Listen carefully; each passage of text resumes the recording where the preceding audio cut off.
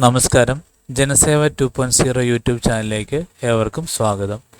ആദ്യമായിട്ടാണ് നിങ്ങൾ ഈ ചാനൽ കാണുന്നതെങ്കിൽ സബ്സ്ക്രൈബ് ചെയ്യാനും ലൈക്ക് ചെയ്യാനും താഴെ കാണുന്ന ബെൽ ബട്ടൺ അമർത്താനും ശ്രദ്ധിക്കുമല്ലോ. CA ഫൗണ്ടേഷൻ മുതൽ ഫൈനൽ വരെ. മകൻ +2 ശേഷം ചാർട്ടേഡ് അക്കൗണ്ടൻസി പഠിക്കണമെന്ന് പറയുന്നു. ഈ മേഖലയെക്കുറിച്ച് വിശദീകരിക്കാമോ? ഒന്നിലേറെ പ്രവേശന രീതികളുള്ള മേഖലയാണ് ചാർട്ടേഡ് അക്കൗണ്ടൻസി. 1. Foundation route. 10ാം ക്ലാസ് പാസ്സായവർക്ക് institute of chartered account of ഇന്ത്യയുടെ ICAI ബോർഡ് ഓഫ് സ്റ്റഡീസിൽ രജിസ്റ്റർ ചെയ്ത് ഫൗണ്ടേഷൻ കോഴ്സിന് ചേരാം.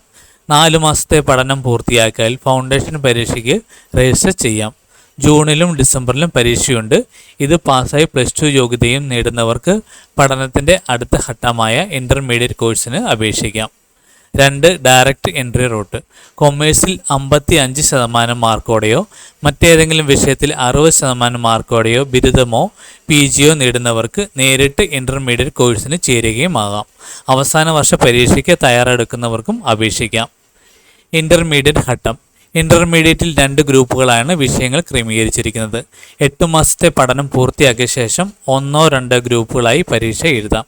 ഒരു ഗ്രൂപ്പെങ്കിലും പാസ്സാകുന്നവർക്ക് ഒരു ചാർട്ടേഡ് അക്കൗണ്ടിന് കീഴിൽ 3 വർഷ ദൈർഘ്യമുള്ള ആർട്ടിഷിപ്പിന് ചേരാം. പക്ഷേ അതിനു മുൻപ് 4 മാസം ദൈർഘ്യമുള്ള integrated course on IT and soft skills പൂർത്തീകരിക്കണം. ICITSS ആണ് ഷോർട്ട് ഫോം. ഫൈനൽ ഘട്ടം. ഇൻ്റർമീഡിയറ്റ് യോഗ്യത നേടുന്നവർക്ക് ആർട്ടിക്കിൾഷിപ്പിൻ്റെ അവസാന 6 മാസ കാലത്തോ അതിനുശേഷമോ ഫൈനൽ കോഴ്സിന് ചേരാം. ഫൈനലിൽ 3 പേപ്പറുകൾ വീതമുള്ള 2 ഗ്രൂപ്പുകളുണ്ട്.